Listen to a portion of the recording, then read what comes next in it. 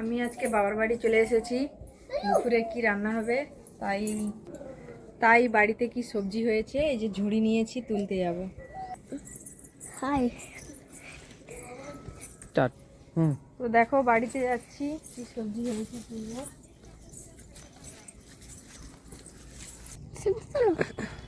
ওটা সবজি তুলবো,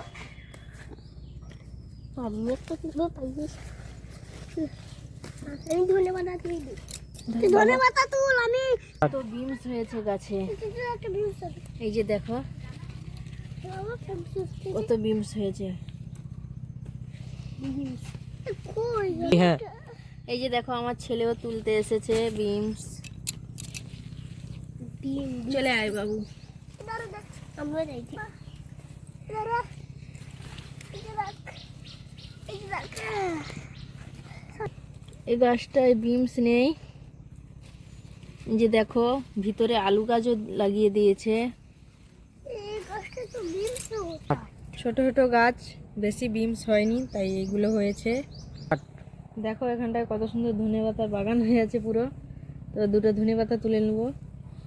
আচ্ছা আমাকে ধনেপাতা তুলতেছি, দেখো এই ধর। দেখো ধনেপাতা তুলছি, কেমন লাগছে তুলবো চলো। তোমরা কমেন্ট করে। তো ধনেপাতা তুলছি, বন্ধুরা কেমন হয়েছে লাইক কমেন্ট করে বলবে। স্টার্ট।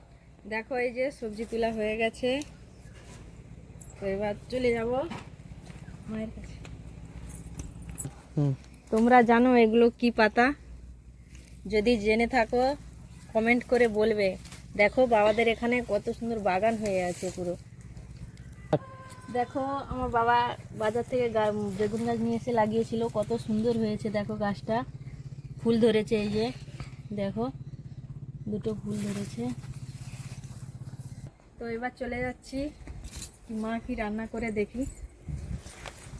কি রান্না হয়েছে আমাদের, এই যে দেখো বেগুন ভাজা, ফুলকপি ভাজা, বাঁধাকপির ভাজা, আর টক সুজনি দিয়ে চচ্চড়ি, আর ভাত আর মাছের ঝোল। দেখো ভাত আর এই যে ভোলা মাছের ঝোল। আবার কি এই যে দেখো